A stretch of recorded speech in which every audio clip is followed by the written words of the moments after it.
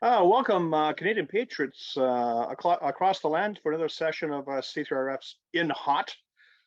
Today we have a special and very timely treat as we host national bestseller author and journalist Andrew Lawton. This is kind of timely as his latest work, The Freedom Convoy, gives us a factual and firsthand account of the convoy, and that's going to give us a great segue into the Emergency Act inquiries that are ongoing today. As a matter of fact, they're ongoing as we conduct this interview. By way of introduction, I must say that Andrew is a senior journalist at True North and host of the Andrew Lawton Show. He previously hosted a daily talk show on Global News Radio. He has published written work across the world, including the Washington Post, the Toronto Sun, and on Global News. Andrew has appeared as a commentator on CBC, CTV, TVO, CTS, and on BBC World. Now, before we begin, I have to give thanks. Going to do a little cutaway here because I have to give thanks to our sponsor. And the sponsor for today's In Hot session is Act for Canada. Act for Canada was established by Valerie Price in 2009 and stands on guard to defend Canada and the Canadian people against all enemies, foreign and domestic, who through stealth or outright aggression seek to undermine the freedoms, economic prosperity, traditional values, and heritage of the Canadian nation and peoples. Above all else, Valerie believes in freedom of speech. And I just want to roll down to show you a photo of Valerie. There's Valerie. And as she says, she believes in, above all else, freedom of speech. She's the Act for Canada National Director. A lot of awards, a lot of honored activities. She was a self-employed interior designer. She's a recipient of the Elizabeth Sebedish Wolf Profiles and Courage Award, an inductee into the Knights of Malta in 2015, amongst many, many other things. So there we have, again, thank you to Act for Canada. Now, Andrew, over to your book, and congratulations. It's a bestseller across the country. And this is so timely because, as I said, we have the Emergency Act inquiries kicking off.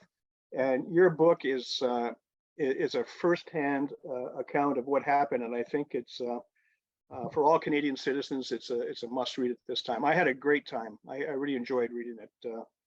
So thanks very much for the work you put into it. Now, right off the bat, in the introduction, I think you get right down to it, and you introduce the fact that there's two separate factions going on here.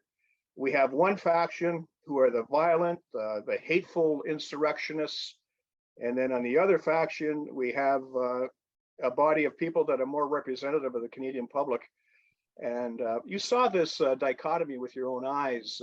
Could you comment initially on how that impacted you? How did you feel about that? That's a stark contrast. What do you think went on there? Yeah, and thanks for having me on, by the way, Russ. One of the chapters of the book is literally titled Dueling Narratives, because that's one of the dynamics we really saw at stake throughout the convoy, this idea of people looking at the same thing and drawing very wildly different conclusions about it. And I'll give you sort of the one real drive home point for me personally about this. I was in Ottawa that very first weekend when the convoy arrived, and it was very, very cold. I went out the hotel that I was staying at on Saturday, and I was walking around, and I spent a few hours just talking to people, hearing the music, hearing the horn, seeing people celebrate and dance and hug. And I thought, oh, this is a great little group. And then I went back into my hotel room, and I logged onto my computer and I looked on Twitter, which is never a good thing to do in general. But I looked on Twitter and it's like they desecrated a statue. They're violent. This is an insurrection. And I'm like, oh my, like, was I just at the wrong protest? Was there another one going on that I was supposed to be at? And you know, this was really the narrative. There were the people that were there that saw it with their own eyes, that knew exactly what this was, which was a peaceful, often celebratory and jubilant protest. And then there were people that had this really baked in narrative that wanted to see this as just this white supremacist neo-Nazi hate fest. Yes, exactly. And I really had the impression that what was happening here was one side was doing anything it could, anything possible to drive the conversation away from what the protesters were about, the vaccine mandates and being able to drive across the border and deliver food to Canadian people in their communities and towns. And I also noted up front you talk about the makings of the convoy, and you mentioned the fact that one thing that the one faction homed in on was some of the personalities involved. You mentioned there was the Canadian Unity faction, and there was Pat King. Could you speak to what you found out about their involvement in the convoy? Were they part and parcel of the convoy? Were they foundational to the convoy? It's an interesting question, and I want to just take a step back and talk about the media's role in a lot of this, and why I spent so much time writing about these things, because the term organizer has never really been as loose and as malleable as it was in the context of the convoy, because this wasn't a top-down organization that had this really baked-in hierarchy. This was very organic. It was very grassroots, and the people that showed up were the ones that became organizers and became leaders. But the media treated the term organizer in a very weird way, in that they wanted to elevate anyone that they didn't like, anyone that made the movement look bad. They became an organizer, and that was what happened. So in the end, you had the people that were really involved on the ground, and the people that had, I think, genuine positions of leadership, people like Tamara Leach, who was in control of the money, people like Benjamin Dichter, who was really the one that was crafting the official narrative and message, people like Chris Barber, who, again, one of the two founders of this. And then you also had people like Pat King and James Botter of Canada Unity. And they were involved in the convoy. There's no doubt about it. And I think foundational is an interesting word, because they were involved very early on at that ground level. And Pat King, certainly instrumental in promoting the convoy and pushing it to his audience. But when it came to being organizers, they really didn't. By the time the convoy showed up in Ottawa, they did not have any organizational role. And in the case of James Botter, he had withdrawn from that core organizational group. In the case of Pat King, he was never an organizer. So they're part of the story, and I think they have to be acknowledged as that, but they weren't actually people that were leading this movement in any meaningful way. I see, and it's great to get that clarity about their involvement out there, because I have a feeling this is going to be a pretty critical issue come these Emergency Act inquiries, because I think some people are going to really home in on their participation. But as you say, it was an organic organizational structure, and certainly not one that was hierarchical in any fashion. You talk in your book about On to Ottawa, and I thought this was a great portion of the book, because for me it kind of described the reactions of the Canadian public as a trucker convoy was rumbling its way into across the country, and could you talk about that, about the response of the Canadian public as the convoy cranked up and moved out? It was exceptional. And I interviewed a lot of people in the course of writing this book. And the one enduring constant in all of these interviews of the people that drove to Ottawa was that they were just inspired, and burned into their memories forever are going to be the images of people lining up on the overpasses, lining the road, standing on the shoulder, cheering the trucks on, waving their Canadian flags, holding their signs. And this was happening in a way that, again, the convoy was the epitome of organized chaos. They had a schedule, they had a route, but the schedule just got like completely thrown to pieces, I think, within a day or two, because it's winter driving, it's corralling people. People just showed up at different times. And these people that showed up to stand on overpasses and cheer the trucks on, they were never told what time to be on which overpass. They never knew. They just sort of said, oh yeah, I think the truck's coming on this day, so I'm just going to show up in the morning. I'm going to bring a cooler. I'm going to tailgate. And there were a couple of people that I spoke to that went to like greet the trucks, and they ended up just in the moment saying, like literally with the clothes on their back, say, you know what, I'm following. I'm going to Ottawa. And this was just an exceptional story of Canadian unity. This is absolutely incredible. I recall one story, as you say, it was no one knew when they were going to roll by. But I read one story about a Hutterite community, and I think it was in Manitoba. They saw the convoy roll by, and they decided to pack up a whole bunch of food, chase them down, and offer some food to them. It was just talk about Canadian hospitality. This was salt and earth Canada, I think, is what we witnessed here. And I think that's perhaps what made it so powerful.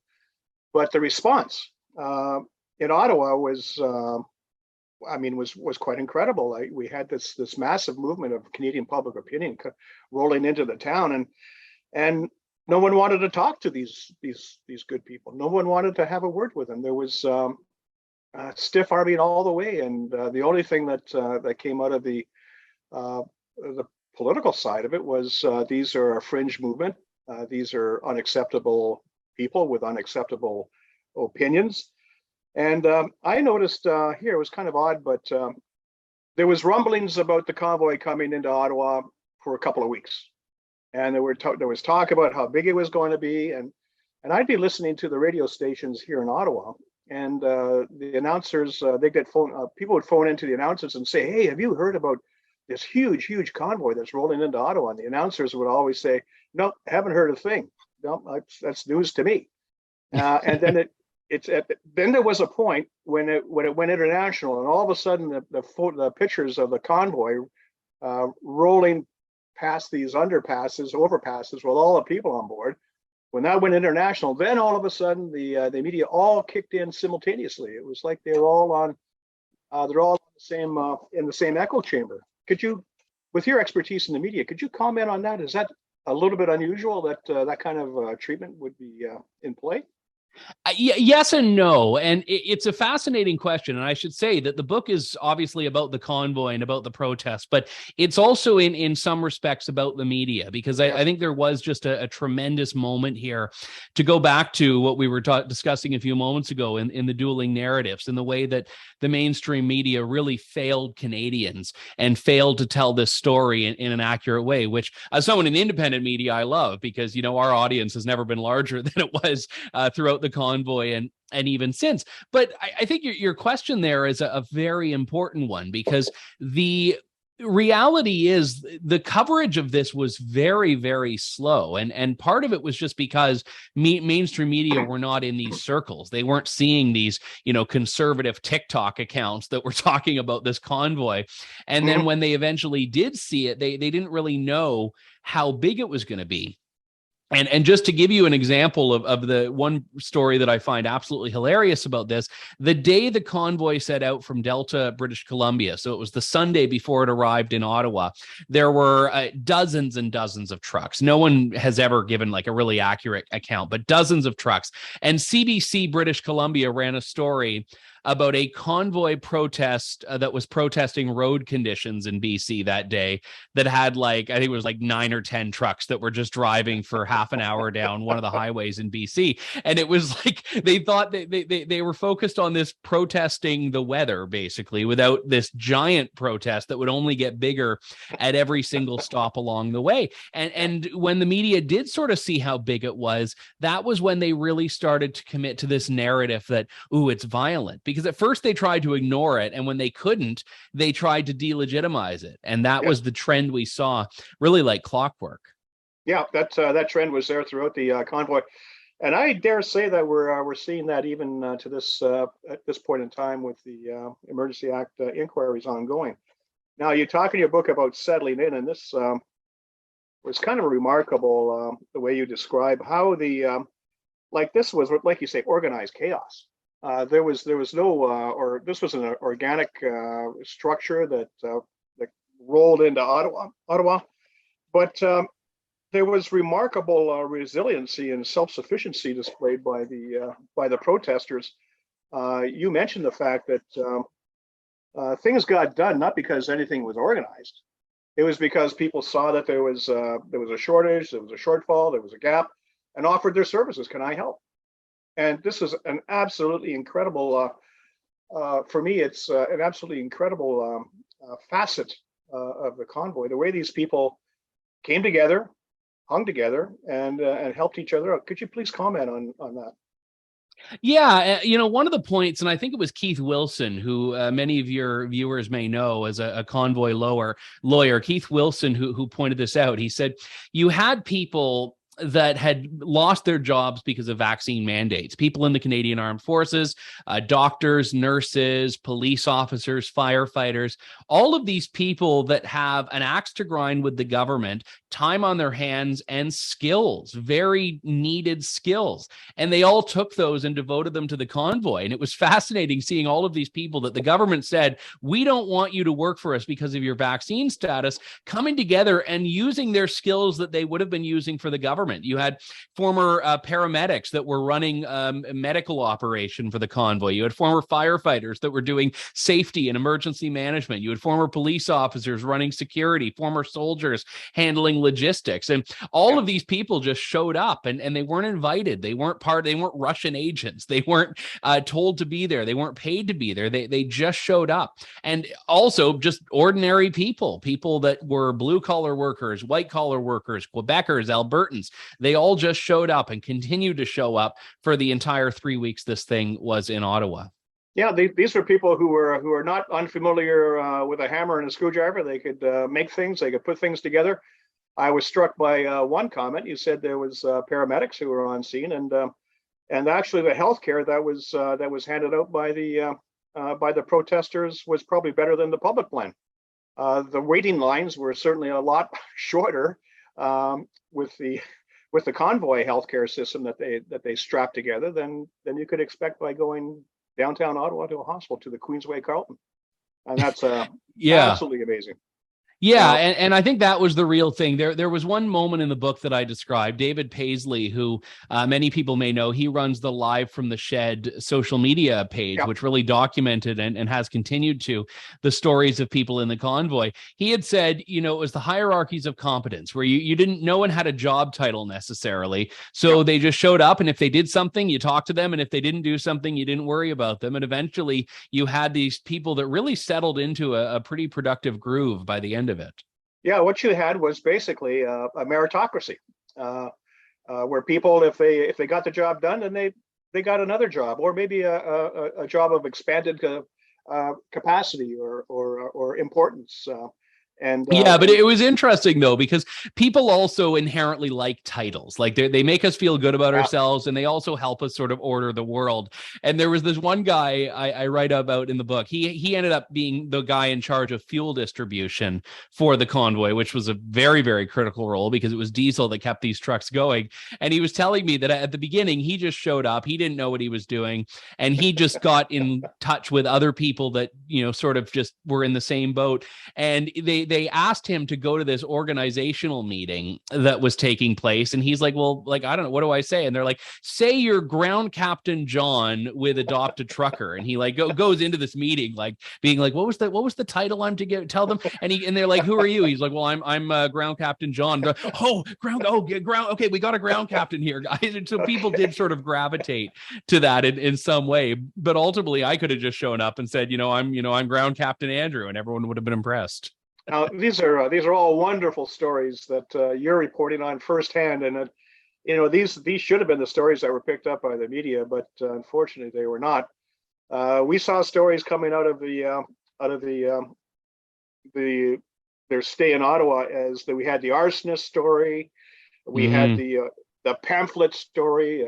There was pamphlets that showed up someplace, and they were derogatory or racist. There were swastikas. You go into these stories and you talk about them from a firsthand account. Could you talk to those stories that were so prevalent in the media? Yeah, and I try to go through them somewhat systematically, but it was like playing whack-a-mole, to be honest. And when I mentioned earlier that, I'd go back into my hotel room after being out on the streets, one of the things that would happen is I'd see these stories there that I'm like, this was not like swastika. Well, I didn't see any swastikas. And I'd see this Terry Fox statue controversy, for example, which was like a non-controversy. I'm like, I just walked by the statue. Like what supposedly happened to it? So essentially what happened, there were some of these stories, like the Terry Fox statue is a great example. People put a sign and a Canadian flag on the statue of Terry Fox that sits across from Parliament Hill. And this was removed in about 5 seconds because it took 5 seconds to put on. And was it in poor taste? probably. It wasn't desecration and it wasn't vandalism. So the perspective there, I think, was very important. So this thing was blown out of proportion. There were other stories that just didn't have the ring of truth at all, like this arson story, where supposedly you had people in an apartment building that tried to lock residents in a building and set a fire. Now, the incident was real. The people responsible had nothing to do with the convoy. They were known Ottawa residents, possibly some mental health issues, but literally no connection, not even sure they'd ever been within 20 feet of a semi-truck. And this story wasn't really corrected until months later when Ottawa police finally exonerated the convoy from this. Yep. Mm-hmm. So there were two things that happened.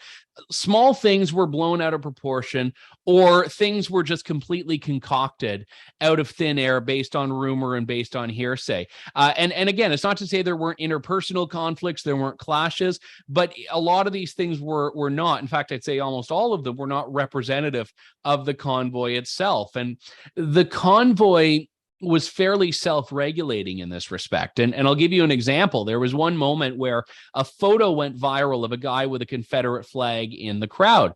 And the photo, it's this guy who's fully masked, wearing like a balaclava and dark glasses, and he has this Confederate flag. If you look at the video, which didn't go as viral, everyone in the crowd is actually telling him to get lost. They're like, get out of here. We don't like you. We don't want you.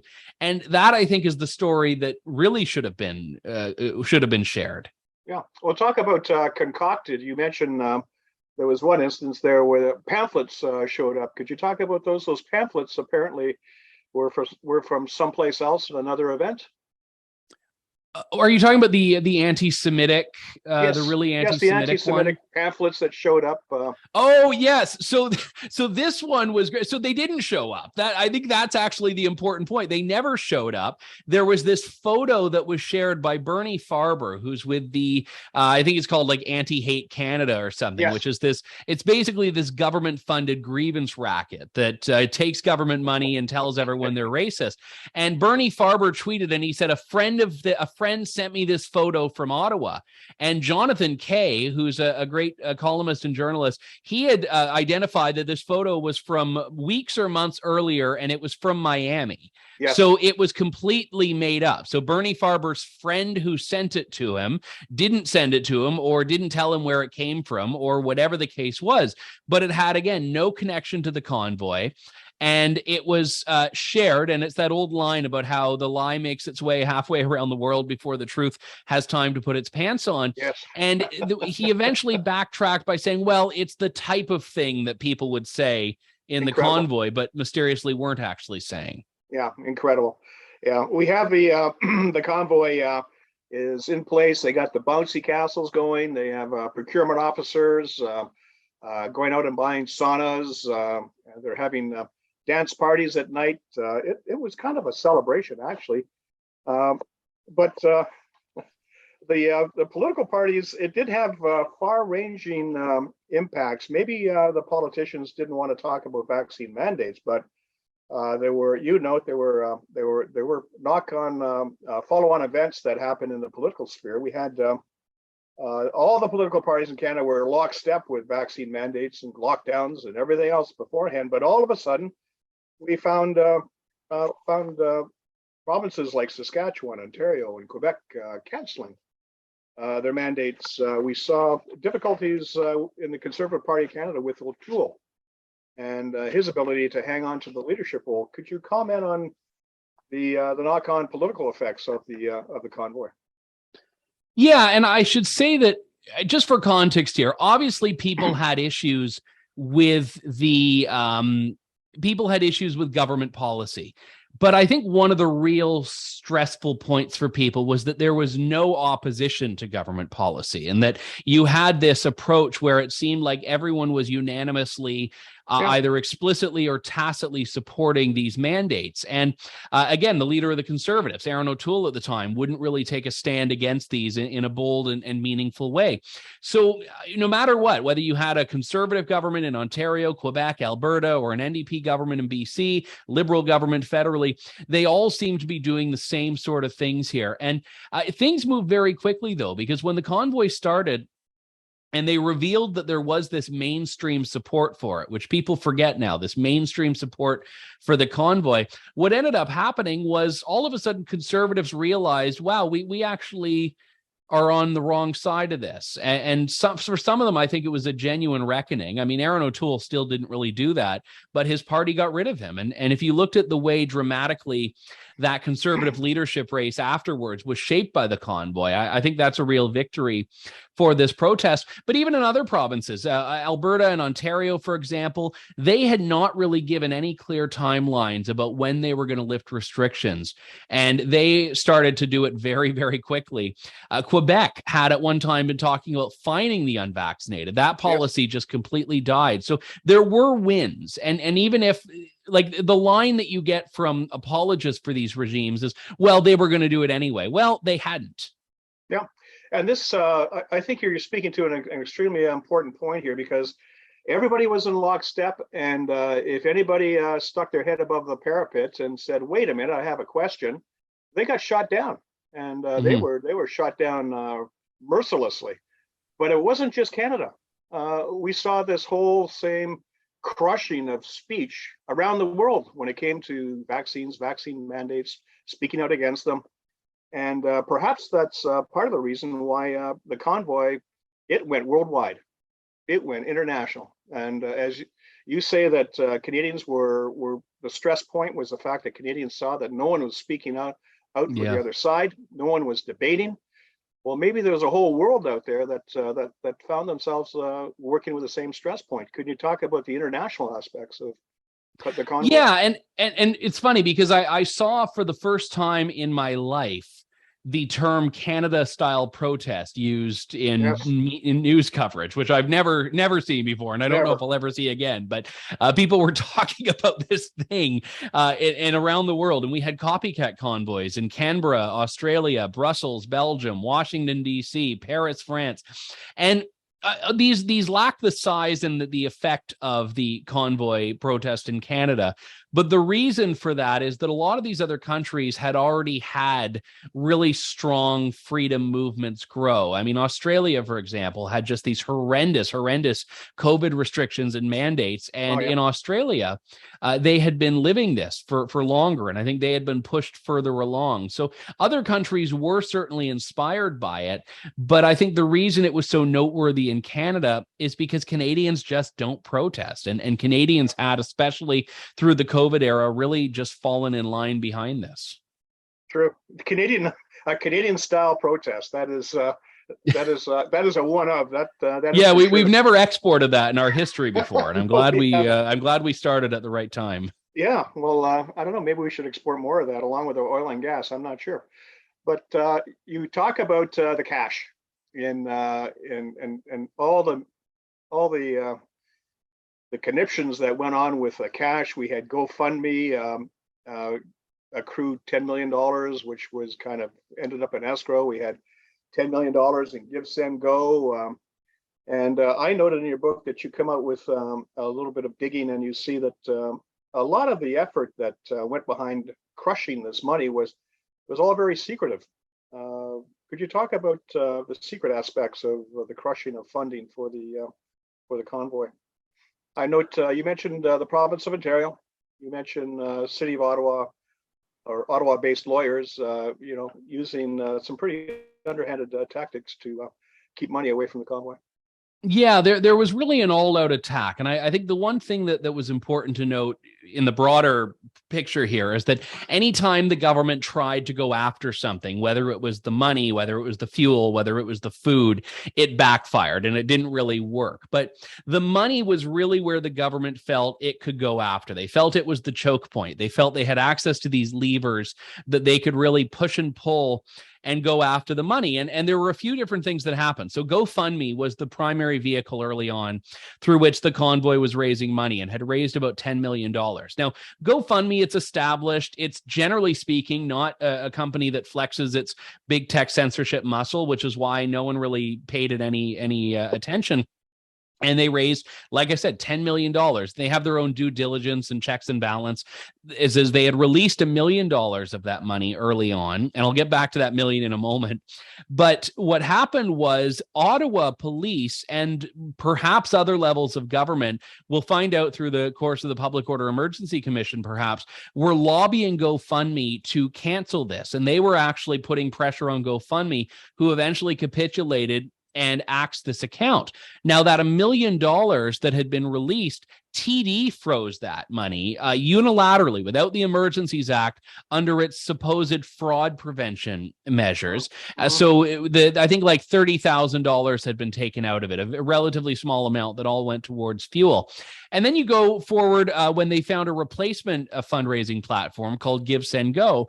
The Ontario government gets a behind closed doors court order to freeze the money, to make it illegal to transmit, to possess, to use. And then that essentially cut off the funding for the convoy through those official channels that they had been using. But of course, as we saw, it was a resilient group. They pivoted to cryptocurrency, and largely they pivoted to cash. But most importantly, and this was the key, they didn't really need the money because people could donate fuel and donate food directly, which for the most part they were doing. That's absolutely incredible. So even with the shutting down of the funding, the organization had the ability to keep on trucking just by virtue of, I guess, barter techniques and brown envelopes with cash and donations of food and fuel. That is absolutely incredible. The the money thing went beyond just shutting down GoFundMe or Give, Send, Go, and it went into actually freezing bank accounts. With the emergency, the declaration, invocation of the Emergency Act. That is, I guess, in Canadian history, that's a one-of. That's never been done before. Can you speak to how this could happen in a country like Canada, where you could actually freeze bank accounts of a movement that could be seen as a politically motivated protest movement? Well, I can't explain the inexplicable. And even when the War Measures Act was invoked to deal with the FLQ crisis, I'm not aware of them freezing any FLQ bank accounts. I'm not aware of any Quebec nationalist bank accounts being frozen. So this was completely unprecedented and truly Orwellian. And I want to put this in context, because if you look at the order that the government gave, and by the way, before they invoked the Emergencies Act, Justin Trudeau had met with, Chrystia Freeland had met with banking executives. And we don't know if she was just telling them this is what we're going to do, or if they were asking. I imagine they weren't asking for it. And what happened was they invoked this. They gave themselves the authority to freeze any account with any connection to the convoy whatsoever, anyone who had given any support, which meant that if you were, Gladys Pippins in Sarnia, Ontario, and you donated $5 to a trucker, that would be enough for the government to legally, under this order, freeze your bank account. Yes. And irreparably harm your ability to take a line of credit, get a new credit card. There are permanent black marks on these people's accounts. Now, we know that the government froze a little over 200 accounts, and it was a relatively small number of people who held those accounts. Not justified at all. But the issue was the chill. They were trying to say to every Canadian, we are going to come after you. And I work with True North, which is a donor-supported outlet. We are a registered charity. We're very compliant with the law. Our relationship with the convoy was as journalists covering it. We weren't part of the protest. I don't own a truck. And we had donors that were saying, I'm worried if I donate to your coverage, yes, that I'm going to get my bank account frozen. Yes, we've experienced the same thing at C3RF, yes. Yeah, and that was the real brilliant point if you're Justin Trudeau and the government, because they didn't even need to freeze all the bank accounts because they just terrified everyone into submission still to this day. And to go along with that, I think the other aspect of this was the doxing. You actually saw lists of people who had made donations being hacked and being put out into the public. And you mentioned in your book there was one instance where a journalist, I think he donated $100, lost his job. Talk about chill. That just seems totally tyrannical to go into that kind of territory. But yeah, I think that You're absolutely right. And it's the point from which it's a point from which you can never return. And as a country, I mean, how is anyone in this country now supposed to have faith that it won't happen again? And I think it's one of these things where once you've popped that cork, you really can't put it back in the bottle. And I say that not as someone who is a conspiracy theorist. In fact, if I had told you, or if I had said on my show a year ago, Justin Trudeau really doesn't like these unvaccinated people. He really doesn't like protesters. I wonder if he'll freeze their bank accounts. I would have been laughed, and I would have been mocked, and I would have been called a conspiracy theorist. Tin hat full territory. Yeah. And to be honest, if I heard one of my colleagues say that, I would have been like, "Oh, you're okay. Come on. Let's stick to reality here." But now it's happened. And once that happens, how can you forget that? And you should never forget it. And it's, again, and you always have to look in the other direction. What if Pierre Poilievre were to do this to deal with some anti-oil protests? Like it's insane. And we're talking about a protest here for which there has been no violence, no threat of violence. Yeah. And, I guess that makes this Emergency Act inquiry so critical and so important because, as you say, the cork has been popped, and maybe the best we can do is to have a really transparent and factual and fair analysis of what went on, and to correct any mistakes that were made. Because if that doesn't happen, then, as you say, from here on in, Canadians are only left with the thought that they're going to do it again, and they might very well do it to me. So I think this Emergency Act inquiry is going to be is critical to the country as a whole. I really believe that. Yeah, and go ahead, Andrew. Go ahead. What I was going to say is that I have very low faith in the judicial process for a lot of these COVID restrictions and COVID measures because the courts have generally been very deferential to the government. However, I think the one benefit of the Emergencies Act inquiry, the Public Order Emergency Commission, is that, you can't really hide behind your talking points when you're under oath being cross-examined by lawyers for the convoy, for example, which is part of this process. So Justin Trudeau is going to have to testify and he'll have to answer and they'll have to provide documents. And that's the hope, is that he can't just weasel his way out the way he would before the parliamentary press gallery. I tell you, this is going to be prime time viewing. And when we talk about the Emergency Act, you go into some detail in the book explaining the fact that by the time it was actually invoked, the situation had changed drastically. The border protests had been removed peacefully. There was ongoing talks, and you mentioned in your book that we were very close, if not had a deal signed for the truckers, the protesters, to actually move on. Could you comment on the Emergency Act and was it really required at all?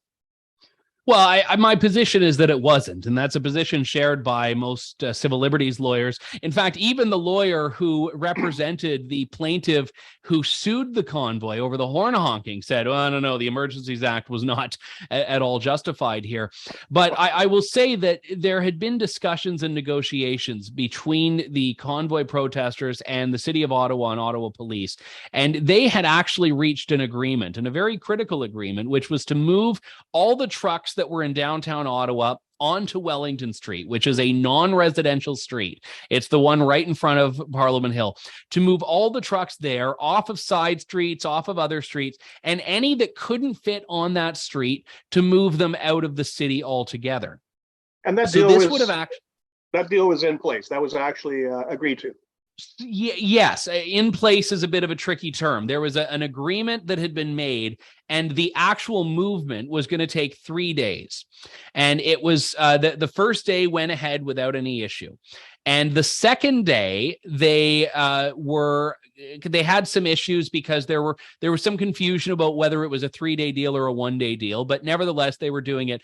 And then on the third day, the Emergencies Act comes into play and all bets are off because now police can no longer be convivial and collegial, and the city of Ottawa can no longer be, because now a crackdown is coming. But I'm of the mind, and I think the record has supported this as more information has come to light since my book came out, that the federal government saw it was losing its window to invoke the Emergencies Act. I think they already decided they wanted to do it. Yes. And they knew that once this movement had completed and all the trucks were away from residential areas, there would have been no justification for it. It's hard to see it any other way. And I'm thinking back to testimony at the inquiry yesterday. We had initial statements made by the provinces of Alberta, Manitoba, and Saskatchewan. And I believe Alberta and Saskatchewan said up front that they were not consulted as per the Emergency Act requirements before the act was invoked. And that speaks to your point that it looks like the government saw itself as having a narrowing window to invoke an act which it wanted to invoke come hell or high water. But I guess we'll see how that plays out in the inquiry. Yeah, we will. And I think that, when we learned that critical detail that the government had been briefed on this, that the federal government knew about this, that was so critical. And I didn't know that part when I wrote the book, but that document came out later. And I was saying, I was just kind of like, smoking gun found, like that vindicated Yes. the work that I have been told by convoy organizers who genuinely, and I believe them and take them at their word of this, they didn't want to protest Ottawa residents. Their issue was not with the city of Ottawa. Their issue is with the federal government. The only reason they were on these outlying streets is because there were so many of them, and Ottawa is a small place. There weren't many places for them to go. Yeah. Now talk about punishment. You do talk about in your book about the aftermath and the situation with Tamara Leach and her bail. I mean, here we seem to see another case where the government is doing everything it can to humiliate, to intimidate, to put fear in individual Canadian citizens, where we have Tamara having such a hard time getting bail, and it's back and forth, back and forth. She's got bail. She doesn't have bail. She's before the judge. She's in shackles. I mean, this is like feudal time. This is we're going back to the Dark Ages here. But that I must say, and as you say throughout the book, everything backfired. And I think now we can probably say that if there's one hero for freedom in Canada, it's probably Tamara Leach, and she's widely recognized as such. Any comments on Tamara Leach and her part that she played? I think she was the perfect, if I can use a trite term, the perfect poster girl for this movement, because she was, in my view, a completely uncontroversial figure, and she should be an uncontroversial figure. She's a short, fiery but short Métis grandmother from Western Canada, a blue-collar worker. She's not a political activist, but she rose up to the moment. And she was she was the face of this, but she wasn't the only one. And she'd be the first to say this, that the convoy movement was made up by the people, not by the so-called leaders of it. And Yep. It was the truckers that got in, the non-trucker allies that showed up. All of them were there, but she was someone that they really did look to as a spiritual leader, and she had a very key logistical role. And she's been the one that the government has, of course, tried to make the scapegoat for all of this. And it's just backfiring like crazy. And as you say, these are just salt and earth people that rise to the occasion. And I really like in your concluding remarks in your book, you say a moment chooses its leaders rather than a leader choosing the moment. And I think we have such a perfect example with the leadership profiles that came forward with the trucker convoy. But and I think that was absolutely it. And she was certainly the right leader for the moment. And it's going to be interesting to see how her further participation and the participation of other leaders plays out over the course of this Emergency Act inquiry. Well, that was and I should say, in the case of Tamara and Chris Barber and Pat King as well, although I mean that's a bit of a different situation, but in the case of Tamara and Chris, they have been barred and gagged from telling their story because of their bail conditions. Now that is waived for the purposes of testimony. So when they sit down to answer questions of the commission, this will be their first opportunity to legally tell their side of the story since they were arrested back in February. Well, as I say, that's going to be prime time viewing that, and I'm sure that you will be reporting firsthand on it as a true journalist should, balanced and unbiased reportage. Your book, congratulations again, Andrew. It's a bestseller, and it's a bestseller for a good reason. Thank you very much for putting pen to paper and giving us that book. And I wish you every success. And I know you and I will both be following the Emergency Act inquiries. And I'd like to keep in touch on this because I think this is something that's critical to the nation as a whole. Anytime. Thanks very much for having me. Okay, Andrew. And before we go, I have to say once again, thanks to Act for Canada and Valerie Price for sponsoring this special In Hot edition with Andrew Lawton, best-selling author. Thanks again, Andrew.